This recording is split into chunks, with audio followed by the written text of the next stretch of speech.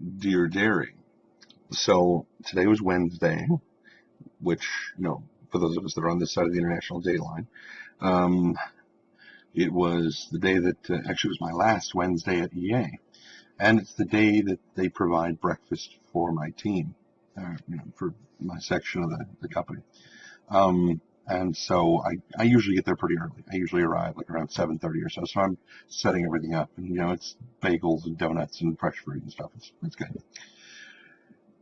So we had a bit of a surprise with the Origin Humble Bundle because I know that nobody told me that this was going on. Not that they had to, but it would have been, helpful possibly to know that it was going on. I discovered that in 2.5 hours, we raised $1 million, all of which is going to charity. That's really, really, quite cool. I was very impressed by that. And before, well, that was around, lunchtime or so that I found out about that. But earlier this morning, of course, I'm sitting there, as is my usual pattern. When I get to work, I usually watch the content patch with Total Biscuit, just because I like knowing what's going on. Sometimes if you're too deep inside of a game company, you don't get to hear about what's going on in the gaming world. You have to really try to find out what it is. But, I often watch content patch every morning. And then on Wednesdays, that's usually when Extra Credits over on Penny Arcade TV posts an extra, a new episode. And today's was board games and how they correlate directly to video games and whatnot. Really cool episode. If you don't watch that show, you really, really should. It's very, very neat, especially if you wanted to know anything about how to make a game or how they get made, what's involved in the development process, what should people be taking into consideration when they're trying to make a game and whatnot. It's a very, very cool show. That's why I've watched every episode. And now I have to sit there and wait for Wednesdays when I can get my fix.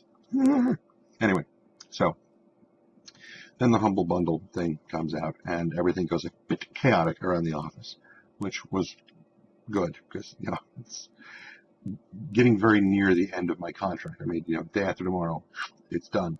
So there's not a lot for me to do right now. I've transferred most of my responsibilities off to other people, and it's just a case of making sure that any final bits of knowledge transfer are actually done, so that if people need to know how to do something, that I'm not the only one holding that knowledge. Tribal knowledge is a very dangerous thing.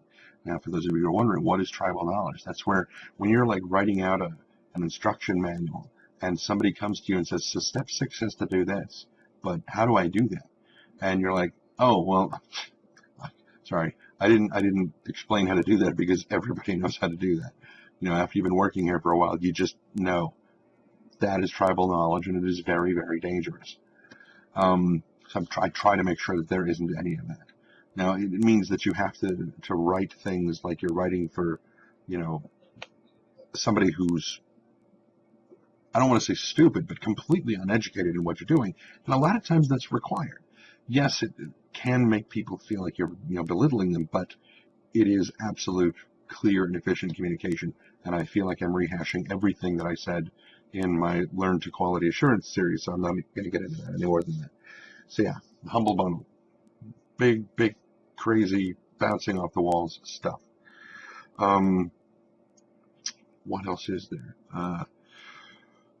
Tomorrow being Thursday, that's the day that we do chicken, over at Wicked Chicken in Santa Clara. So, woo, chicken and beer. Oh, I really want beer very badly.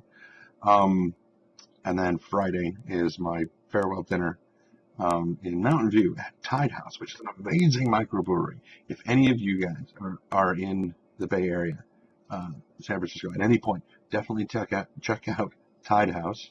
TIED house. Also go to Blue Rock Barbecue. There's a bit of a distance between the two of them because Tide House is in Mountain View and Blue Rock is down in San Jose, but they're both really, really good. And then Saturday morning, I will likely wake up about 7 just because that's kind of the way I am. And then I will be awake until about 9 a.m. and then I will be like, I need to take a nap. and I will lay down for about a half an hour, and then I'll get up again, and then I shall watch the last 2 episodes of Law and Order, one of Criminal Intent and one of Special Victims Unit, because I finally whittled it down to where I have one of each, and that will be Saturday morning. I would watch them tomorrow night, but it's chicken, and I would watch them Friday night, but I'll be at Mountain View, so it's okay. I'll save them for Saturday morning. Then things are going to get crazy, because then I no longer work at Electronic Arts, which means that I will be free and clear to pursue my voice acting career, well, acting career in general, but voice acting mainly for right now. To whatever degree I wish, which will be full speed ahead. And there are no doubts in my brain that it is going to be a very, very difficult and long row to hoe. Look that phrase up if you've never heard of it. A row to hoe. That's like a farming thing.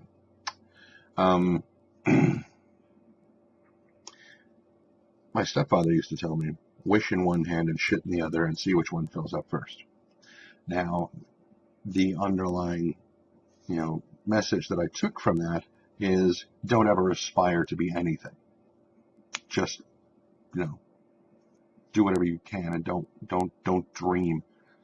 Don't strive to be anything more than what you are. And